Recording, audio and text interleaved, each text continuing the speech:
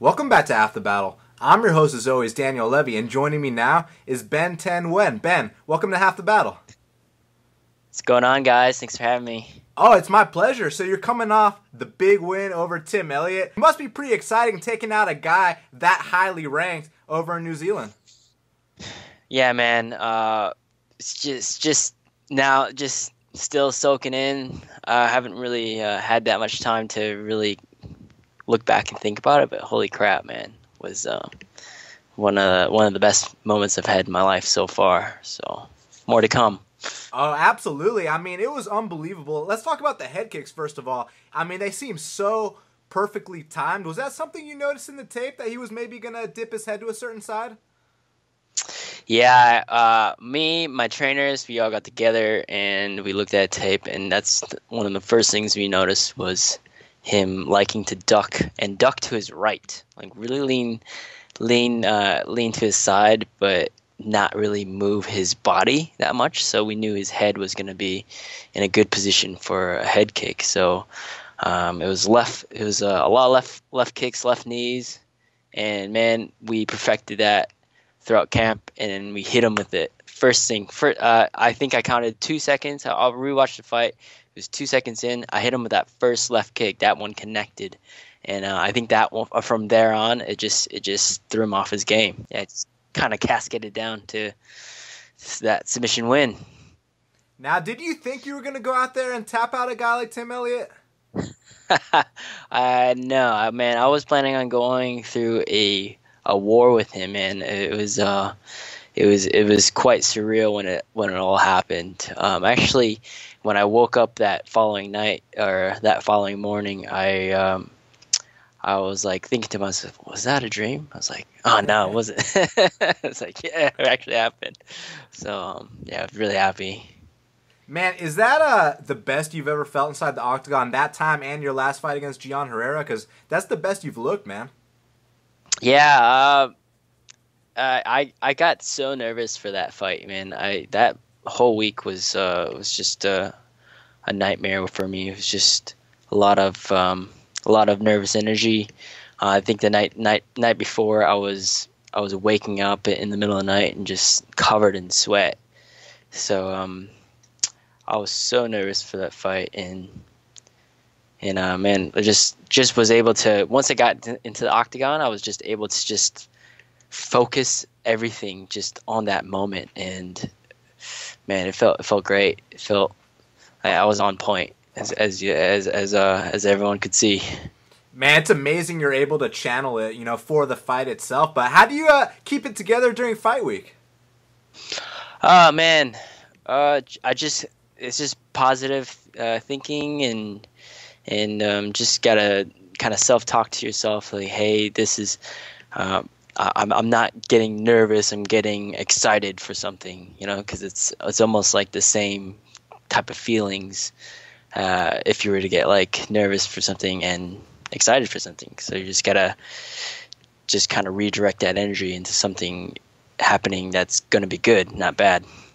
Now, what did you learn from the Lewis Smolka fight, man? Because a lot of people wouldn't come back the same, but other people, such as yourself, would come back better. You came back better. So what did you learn from that fight? I just learned from that fight, like that I need to improve myself to get better every day. Like every day has to be, what am I going to do next to get better? Like I felt like going into that Smolka fight, I felt like, everything's going great. There's no need to try to fix anything. Let's just keep doing what we're doing. And obviously wasn't the right answer. So coming from that fight, I just started doing a lot of things just to get better. I got a mental coach to help strengthen my mind, and that was probably one of the main things that really helped me. And it's something that I never really thought would have helped, because I thought I was, already mentally strong. I had like 20 fights up to that point, so I was like, yeah, I'm pretty experienced. I can handle myself. But man, once I started working with my mental coach Jeff Jordan from Fight Brain, he really got my really strengthened my mind around it. Can you tell me Yeah. about some of the things that you do with the mental coach, man? Because it sounds to me like his coaching is tailored for fighters. It is, and that's what he does. Is he handles a few athletes. I think one of them he handles is Mr. Poirier, Dustin Poirier, and what he does is so I meet with him every week on Skype. We go back, we look back through the week, and he asks me, he's like, "Hey, what did you accomplish, and how did it go?" And just asking me questions like that, just kind of reviewing the week, and what that does is it just helps you remember all the stuff that you did, because you go through fight camp and weeks go by like days, and you kind of forget like that you're actually putting in a lot of work. So that was one of them. Another thing was he's a hypnotist as well, so we do some hypnosis sessions with him. So we'll go through like a whole fight sequence. Like we'll visualize going from the changing room to walking out to octagon, to being in the octagon and fighting and seeing exactly what you're gonna do. And it's almost like a way of visualization, but the way he does it, he does it with hypnosis. So he gets me really relaxed and in that state of mind where I can just really focus and feel like I'm there without being there. So once you get into the octagon, it's not a big surprise. Like you see the big shining lights and the people, and you start to freak out a little bit. But like I've been there a million times in my head, but it felt like the same. So that was probably one of the biggest parts. Yeah, it's weird. It's like a virtual reality simulation type of thing. So yeah, that's incredible. I was about to say it. So it's like you've simulated the fights 100 times already. Like you've already been there. Yeah, that's exactly what it was for, and we simulate it for success. I'll always visualize myself winning. Man, well, whatever you've been doing, keep doing it, man, because obviously it's been paying dividends. And Ben, do you think that people sleep on your grappling at all? Because, I mean, obviously you showed flashes of it, in the fight with Osklich. He's a D1 wrestler. The fight with Ryan Benoit, and most recently against Tim Elliott. Yeah, man. I think a lot of people do, just because all I mostly do is I like to strike for some reason. Like I think because I grew up doing Taekwondo when I was young, and just the striking comes more natural to me than grappling. Even though I work on my grappling so hard and so much that my grappling sometimes is better than my striking. So a lot of people, I can't blame them. A lot of people don't see that part of me because I just naturally go back to my roots, my kickboxing and my boxing and stuff. So, yeah, a lot of people do sleep on it. I feel like, and last fight was a good example of that. And submitting Tim Elliott, who usually goes out and submits other people. Holy crap, man! It was just like it was so surreal. I think the betting odds for me to win by submission in the first round were like it was like minus 1,000 something. I don't plus 1,000. Is that plus 1,100 or something.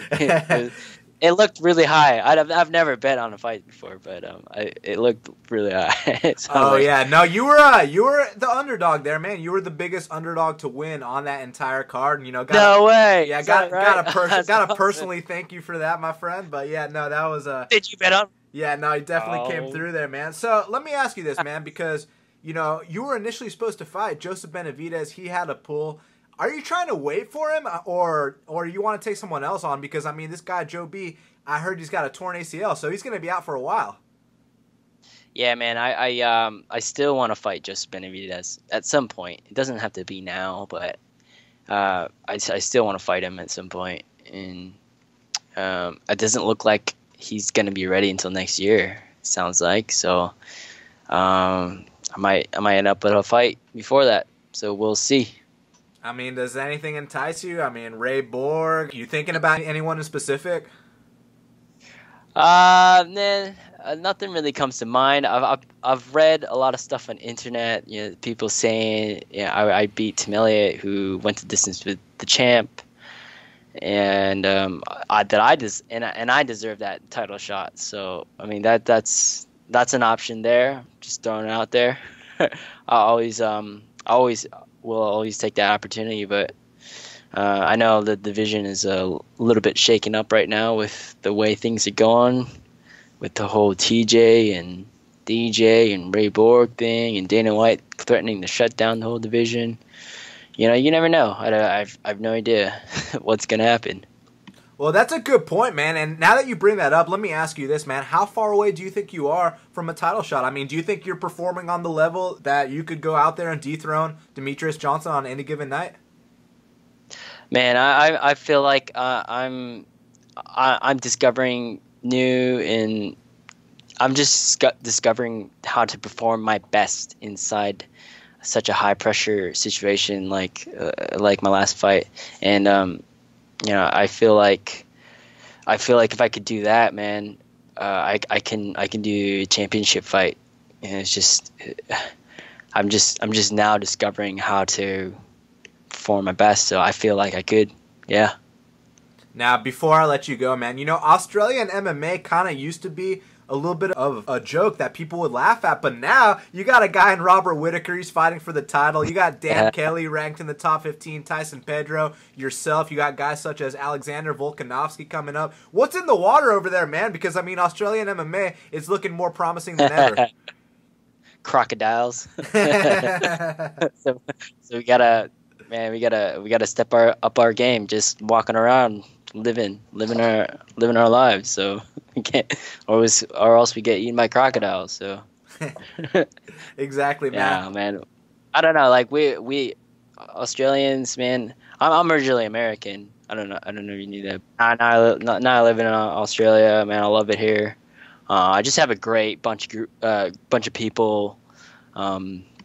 To help me out. Like I've got really good training partners, really good coaches, and you know, we're a small group. We're not like a big Jackson's camp or anything like that, but we get some work in, and we really focus on what needs to get done. So I'm really grateful to have the support group that I have here in Australia, because I don't have to move my family and have to go back to America. But yeah. Well, Ben, I want to thank you so much for taking the time to speak with me right here, right now, on Half the Battle. It's been a pleasure. Let the audience know where they can follow you on social media, and anything else you want to tell the fans, go ahead. You can follow me at Ben10 MMA. That's Instagram, Facebook, Twitter. Anything else I want to say? Man, just thank you for the support all around the world. You know, I'm from Sioux Falls. Everyone from Sioux Falls to Brisbane to Vietnam, my roots. Just really grateful to have everyone behind me and supporting me, man. It feels so great to have that and to get that win.